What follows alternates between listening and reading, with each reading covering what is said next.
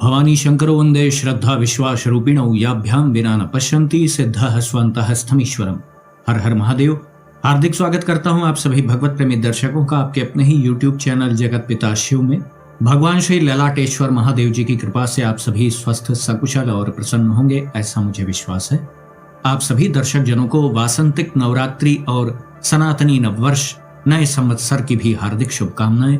नवीन संवत्सर 2082 का प्रारंभ होता है। इस संवत्सर का नाम काल है। अब नए संवत का नाम काल नामक संवत होगा। दुर्गा सप्तशती जी में एक महत्वपूर्ण श्लोक है, ज्ञानिनाम अपि चेतांसी देवी भगवती हिसा बलादा कृष्ण मोहाय महामाया प्रयच्छति। इसका अर्थ बड़ा गंभीर है, इसको आप समझें। वे भगवती देवी महामाया माता भवानी ज्ञानियों के भी चित्त को बलपूर्वक खींचकर मोह में डाल देती हैं। तो माता जगदम्बा का एक स्वरूप यह भी तो है। माया की जो शक्ति है, जो आपको भ्रम में डालती है, जो आपको विस्मित करती है, जिससे आपकी रुचि माइक संसार की ओर अधिक होने लग जाती है, वह शक्ति क्या है? वही तो माया शक्ति है। प्रकृति की अधिष्ठात्री भी तो माँ जगदम्बा ही है। और जो बंधन और मुक्ति की बात की जाती है, तो उस पर आप ध्यान दें तो उसमें बंधन क्या है? प्रकृति के ही बंधन में आप बंधे हुए हैं। माया के कारण ही आपके भीतर विस्मृति भी छा गई। आप ये मानने को ही तैयार नहीं है ना। अभी लंबी चौड़ी बहस तो इसी बात पे हो जाएगी ना कि चिदानंद रूपः शिवोहम शिवोहम। कहने को कोई भी कह देगा कि हाँ मैं शिव हूं, लेकिन उसे वास्तविक रूप में सिद्ध करने का अर्थ समझ रहे हैं ना। जैसे गणित के कुछ सवाल होते हैं जिसको हम हल करते हैं और अंत में उसे सिद्ध करते हैं, लास्ट में हम प्रूव्ड लिखते हैं ना। तो उसी प्रकार से यह तो सिद्धांत है, यह तो सभी जानते हैं कि सब भगवान का ही स्वरूप है, लेकिन उसे अनुभव कौन कर पा रहा है? तो उस अनुभव करने में बहुत सी परतें हैं विस्मृतियों की। अब कौन किस परत में फंसा हुआ है वो वही जाने। सबके जीवन में अलग अलग विषयों का महत्व है। यद्यपि कुछ विषय ऐसे हैं जिसमें सबके सभी फंसे हुए हैं, लेकिन कुछ विशेष भी अलग अलग प्रकार के बंधन, कल्पित बंधन जीव स्वयं बना लेता है। तो अब आप सोच रहे होंगे कि इन सब बातों का इस श्लोक से क्या संबंध है? वीडियो के प्रारंभ में ही यह श्लोक क्यों बताया जा रहा है? ज्ञानिनाम अपि चेतांसी देवी भगवती हिसा बलादा कृष्ण मोहाय महामाया प्रयच्छति। माया की जो शक्ति है वो भ्रम में डालने वाली है। वो एक तरफ आपके लिए बंधन का भी निर्माण कर रही है। माया का पूरा प्रयास यही रहता है कि आप इसी 84 लाख योनियों के चक्र में घूमते रहें, बिल्कुल बाहर ना निकलने पाए। माया का ये कार्य है। लक्ष्य आपका साध्य आपके इष्ट देव हैं। अब वहां तक पहुंचेगा कौन? वो है जीव। जीव ही तो साधक है, वही साधना कर रहा है किसी भी माध्यम से। और साध्य आपके इष्ट देव हैं, तो ये सारी प्रक्रिया साधन है। यद्यपि मुख्य बात यह भी है कि कोई न कहीं आता है न जाता है। जिसको जहां रहना चाहिए वो वहीं रह रहा है, कोई आ जा नहीं रहा है कहीं भी। लेकिन वो तो समझाने के लिए ऐसा कहा जाता है कि जीव बंधन में है, जीव इस शरीर में बंधा हुआ है, ऐसा समझाने के लिए कहा जाता है। मूल बात यह है, बंधन का स्वरूप यह है कि आप भूल गए हैं। जैसे इससे ही संबंधित आप एक छोटी सी कथा को सुने। एक छोटा सा हाथी था, तो उस छोटे हाथी को एक मजबूत खूंटे में बांधा जाता था। धीरे धीरे उसका विकास होने लगा। भाई कोई भी जीव होगा तो वो वृद्धि को प्राप्त करेगा, वो एक ही आकार में तो रहेगा नहीं। तो धीरे धीरे वह बड़ा होता चला गया। जब वह पूर्णतः विकसित हो गया, तब भी उसका स्वामी उसको उसी खूंटे से बांधता था। ये कथा है समझाने के लिए, जिससे आप आसानी से समझ पाएं। तो एक व्यक्ति उस हाथी से कहता है, अरे भाई तुम बचपन से इसी खूंटे से बंधते आ रहे हो, इस रस्सी की क्या हैसियत है तुम्हारे आगे? हल्का सा खींच भर दो तो पूरा खूंटा ही उखड़ के बाहर आ जाएगा। तो हाथी ने कहा, नहीं मैं इसे तो नहीं काट सकता हूँ, ये तो मैं बचपन से प्रयास कर करके, बचपन में उसने कहीं प्रयास किया रहा होगा कई बार। उस हाथी ने जब वो छोटा था तो उसने कई बार प्रयास किए थे। तब वह रस्सी उसके हिसाब से, या वो जंजीर आदि जो भी रही हो, वो उसके हिसाब से तब बहुत मजबूत था। तो उसने कई बार प्रयास किया होगा, वो उसको तोड़ नहीं पाया। लेकिन जब वो बड़ा हो गया तब तो वो आसानी से उसको तोड़ सकता है। लेकिन उसके मन में वह प्रयास जो उसने पहले किया था, विफल प्रयास, तो उसी की स्मृति बनी हुई है कि अरे उसको तो मैंने कई बार प्रयास किया था, वो हो ही नहीं पाया था। तो वैसी ही स्थिति जीव की भी है।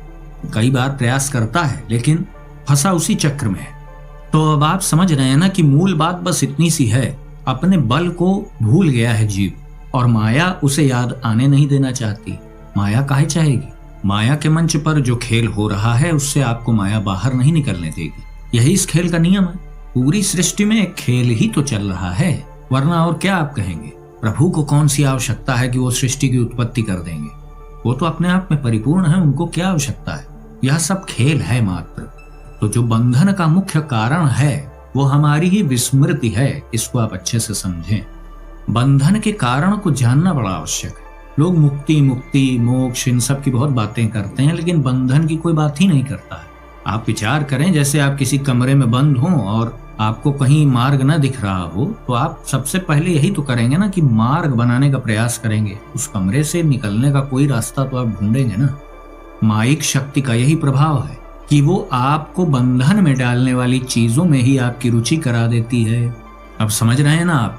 विषय भोगों में जो लोग उलझ जाते हैं, एक सीमा तक ठीक है, आवश्यकता जहां तक पूर्ति हो रही ठीक है, क्योंकि आप गृहस्थ धर्म में सन्यासी तो है नहीं, तो वहां तक ठीक है। लेकिन वह विषय वासना और भोग की जो भौतिक सुख साधन आदि की वस्तुएं हैं, वह आपके दिमाग पर ही हावी हो जाएं, आपकी विस्मृति को और बढ़ाने लग जाएं। सीधी सी बात और सरल रूप में आप समझ लें, आपके ही भुलावे को और बढ़ाने लग जाएं, तो समझ लीजिए कि आप उल्टी दिशा में जा रहे हैं। प्रवृत्ति मार्ग में संयम के साथ भोगों का भोगना कोई बुरी बात नहीं है, संग्रह करना भी बुरा नहीं है, धन कमाना भी बुरा नहीं है, लेकिन ऐसे कार्यों में आपको लिप्त नहीं होना है जो आपको विस्मृत कर दे। मूल बात यह है पकड़ने वाली। एक तो पहले ही इतनी विस्मृति भरी हुई है, पीछे के अनंत जन्मों की जो मूलभूत आदतें हैं वो पड़ी हुई हैं, वो मनुष्य योनि में भी है। आप देख लीजिए, समझ लीजिए, अपने दिमाग पर जोर डाल के समझ लीजिए कि कुछ ऐसी वृत्तियां हैं जो हर योनि के जीवों में होती है ना, तो उनका पीछे से बहुत लंबा अभ्यास होता आ रहा है। तो इन सब के कारण पहले ही बहुत विस्मृति है, तो आगे विस्मृति को और ना बढ़ाया जाए, भुलावापन जो हो रहा है उसको ना बढ़ाया जाए।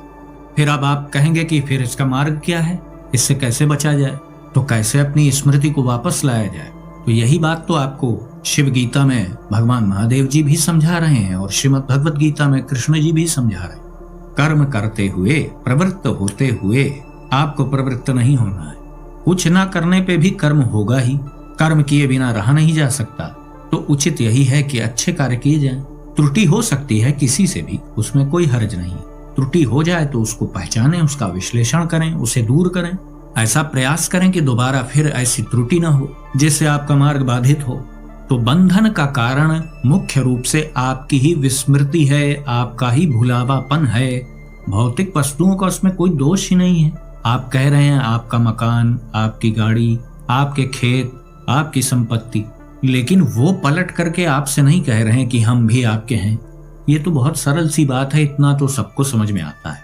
तो आपने ही अपने मैं के साथ उन सबको जोड़ रखा है। आप जिस मैं को अपना मैं समझ रहे हैं, असल में वो मैं आपका है ही नहीं। इतनी ज्यादा उससे तारतम्यता आपकी बन गई है कि आप उसे अपना मैं समझ रहे हैं। अब पता नहीं मन में कौन इच्छा पैदा कर रहा है, अब आप सोचे पड़े हैं कि वो तो मेरी इच्छा है। बस इतना आप लिप्त हो गए हैं ना उससे। यदि ये सब बातें कपोल कल्पित हैं, झूठ हैं सब, तो फिर ऐसा क्यों होता है कि कुछ क्षणिक रूप में ऐसा व्यक्ति का दिमाग फिर जाता है और वो कुछ गलत कार्य कर बैठता है, जो कि स्वस्थ चित्त व्यक्ति कभी नहीं करेगा। तो आपके मन में आप ही सोच रहे हैं कि नहीं, इसकी भी क्या गारंटी है। ये सब अनुभवतीत बातें हैं, ये आपको किताबों में नहीं मिलेंगी। आप जो सोच रहे हैं वो आप ही सोच रहे हैं, या कोई और सोच रहा है, या बलात् आपको सोचाया जा रहा है ये। क्योंकि मन तो जैसी संगति में रहता है वैसा ही हो जाता है। क्योंकि आप देख लीजिए, मन बिल्कुल से आपका शत्रु भी नहीं है। जिसने भली प्रकार से अपने लक्ष्य को प्राप्त कर लिया तो उसका मन तो उसका मित्र हो गया। यही बात शास्त्रों में बताई गई कि मन ही आपका मित्र है, मन ही आपका शत्रु भी है। तो जब तक वो विस्मृत है, आपके पक्ष में नहीं है, मन हर समय आपके ही पक्ष की बात नहीं करता है। आप विचार करके स्वयं देख लें, अपने मन में विचार कर लें सब लोग। ऐसा तो है नहीं ना कि हर समय अच्छी ही बात मन आपको बताता है ना। इसी की मात्रा धीरे धीरे घटती चली जाए। जो गलत संकल्प, नकारात्मक संकल्प मन में बन रहे हैं, उसकी संख्या बिल्कुल धीरे धीरे कम होती जाए अभ्यास के द्वारा। यही तो आपको करना है। मन में संकल्प विकल्प बनते हैं ना, तो मन अच्छे संकल्प बनाने लग जाए। ये आप क्यों नहीं कर रहे हैं? संकल्प वो बनाएगा ही बनाएगा जब तक मृत्यु होगी नहीं। अंतिम समय तक उसका यही कार्य रहेगा, संकल्प विकल्प बनाना। तो उसको ये अभ्यास पकड़ा दिया जाए ना। इसमें भी एक छोटी सी कथा है। जैसे एक कोई कथा मैंने सुनी थी कि एक जिन्न था, वो अपने स्वामी से कहा कि मैं तुम्हारे पास तभी तक रहूंगा जब तक तुम मुझे हर समय कोई कार्य करने को दिए रहोगे, और यदि तुमने मुझे कोई कार्य नहीं दिया तो मैं तुम्हारे प्राण ले लूंगा। तो वो कुछ काम बताया जाए उसको छोटे मोटे, तो फौरन, भाई वो जिन्न था, उसके पास बड़ी शक्ति थी, तो वो तुरंत करके चला आता था और बार बार अपने मालिक के सर पे खड़ा हो जाए कि बताइए क्या काम है, बताइए। तो उसको समझ में ही ना आया। फिर एक बार अपने मित्र से उसने कुछ, एक विद्वान मित्र था उसका, उससे उसने सलाह ली कि भाई ऐसी मुसीबत गले पड़ गई, अब क्या किया जाए। तो उसने उसको उपाय बताया कि एक डंडा गाड़ दो, एक खंभा जैसा बड़ा सा, और कह दो कि हर समय उसी पे चढ़े और उतरे, हर समय 24 घंटे, यही उसका कार्य है। तो अब कितना भी तीव्रता से वो करेगा तो वो करता ही रहेगा वही काम। तो ऐसी स्थिति मन की है, उसकी दिशा सही आप कर दें बस, फिर तो वो काम अपना करेगा ही। अब फिर बात आती है घूम फिर के कि ये स्थिति आए कैसे, तो फिर अंत में वही उत्तर आ गया, अपने इष्ट देव का नाम जाप करो। अब यही सब बातें मैं घुमा फिरा के हर वीडियो में बताने का प्रयास करता हूं, और वो भी शास्त्रोक्त रूप से। आप सबको याद है कि मैंने वीडियो में कई बार ये बात बताई है कि श्रवण, कीर्तन, मनन, नाम जाप, ध्यान करना, चिंतन करना, यही सबसे मुख्य बातें हैं। लेकिन कुछ लोगों की जब बातें सुनने में आती हैं कि नाम जाप तो व्यर्थ की चीजें हैं, तो फिर लगता है कि ये तो महामूर्ख लोग हैं, क्योंकि अनुभवतीत बातें इनको पता ही नहीं है, सिर्फ बोले जा रहे हैं कि नाम जाप जरूरी नहीं है। तो फिर मैं पूछ रहा हूं कि नाम जाप जरूरी नहीं है तो फिर आप हर समय कैसे अपने चित्त को अपने इष्ट से जोड़े रख पाएंगे? कुछ ना कुछ तो आपको करना ही पड़ेगा ना। जब कुछ ना कुछ करने पे आएंगे तो फिर बहुत से साधन आपको समझ में आएंगे, फिर उनमें प्रवृत्त होंगे, तो सबसे अंत में यही निर्णय निकलेगा कि आपको अपने इष्ट का नाम जाप करना चाहिए। बड़े बड़े महापुरुषों ने इसी मार्ग पे चल करके अपने लक्ष्य को प्राप्त किया, और कुछ तथाकथित विद्वान ऐसी सी बातें कर रहे हैं कि नाम जाप करना ही नहीं चाहिए। तो नहीं करना चाहिए तो ये तो ठीक बताया है आपने कि नहीं करना चाहिए। भाई ये भी एक साधन हो सकता है कि उसमें नाम जाप नहीं किया जाता है। तो मैं बस पूछ इतना रहा हूं ऐसे विद्वानों से कि फिर करना क्या चाहिए, वो नहीं बता पाते हैं। बड़े बड़े शब्दों का प्रयोग करना अपने वीडियो में, हर बात में उपनिषद के उदाहरण देना, वेदों की बात करना, ना कभी एक भी श्लोक का शुद्ध उच्चारण ऐसे विद्वानों के मुख से हो पाया, और उस पे बड़ी बड़ी डींगे हाँकते रहते हैं। मुख्य बात पे आइए ना, लक्ष्य किसका पूरा हो रहा है? स्थिति तो वो है कि बगल में बैठो और माहौल बदल जाए, ये स्थिति होनी चाहिए, वो तो है नहीं। परिचय आज भी आपको देना पड़ रहा है लोगों को कि मैं बहुत बड़ा भक्त हूँ, तो परिचय देने की आवश्यकता क्या पड़ रही है? इसी से पता चलता है कि कभी विस्तृत अध्ययन उन्होंने किया नहीं। जब तक गुरु के चरणों में बैठ करके आप उनसे दंडित नहीं होंगे, गुरु की पिटाई नहीं सहेंगे, तब तक आपको विशेष ज्ञान आएगा नहीं। ये सब जो प्राचीन काल से सब चला आ रहा है वो सब व्यर्थ नहीं है। जो कुछ विशेष उपलब्धियां हुई हैं वो तो सब ऐसे ही हुई हैं ना। शिव नाम जाप करने से तो और भी बड़ी तीव्रता से आपका मोहभंग होता है संसार से। आप करके देख लीजिए, चित्त की एकाग्रता इस नाम से सर्वाधिक होती है। लेकिन धीरे धीरे मानसिक जाप की आप पहले स्थिति लाएं। प्रारंभ में ही सब नहीं हो जाता है। ये सब ऊंची ऊंची बातें, ये काल्पनिक बातें नहीं की जाती हैं इसमें।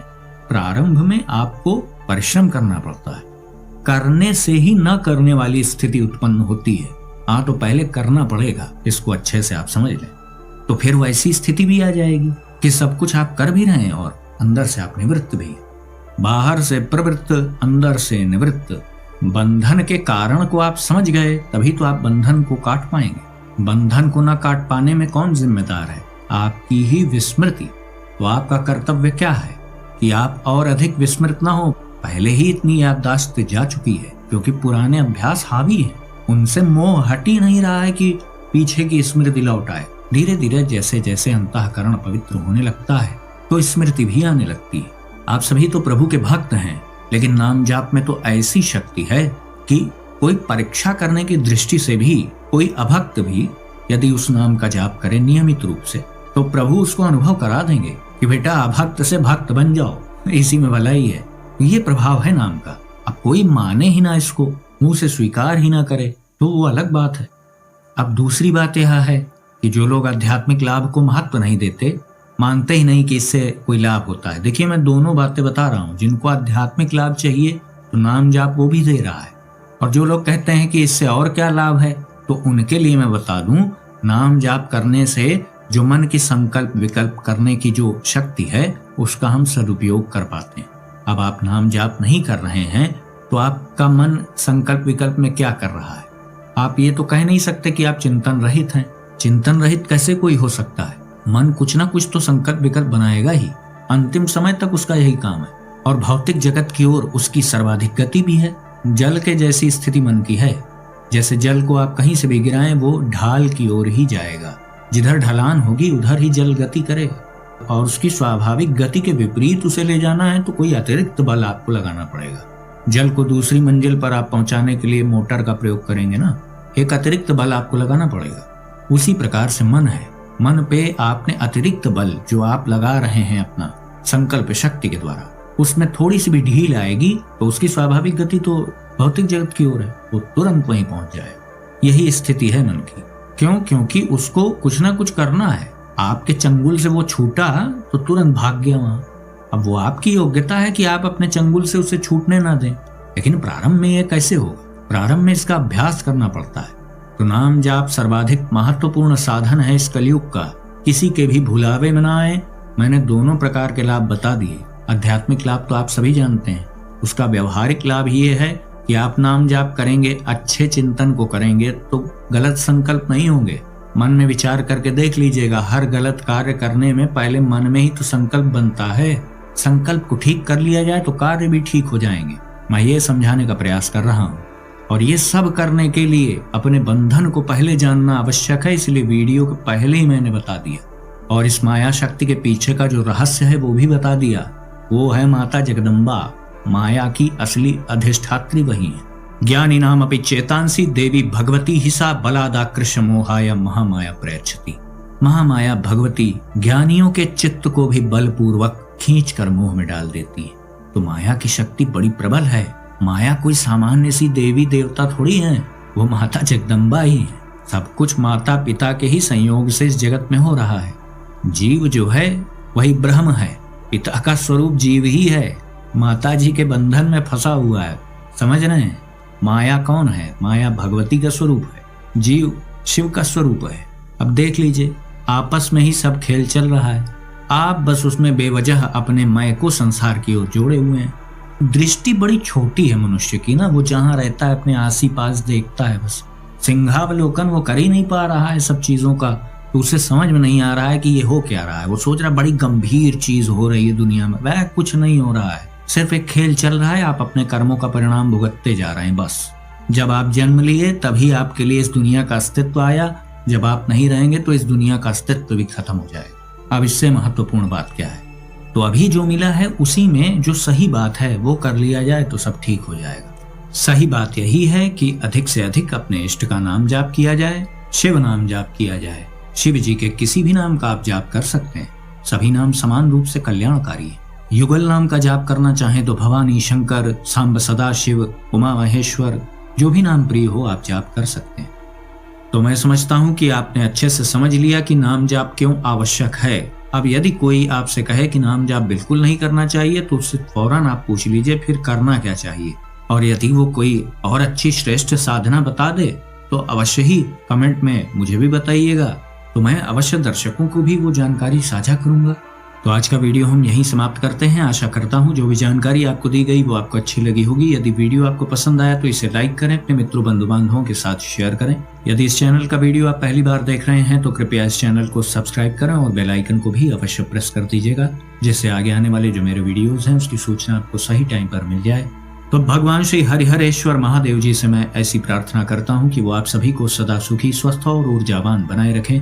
मिलते हैं अगले वीडियो में एक नई और उपयोगी जानकारी के साथ। तब तक के लिए आप सभी भगवत प्रेमी भक्तों को हर हर महादेव।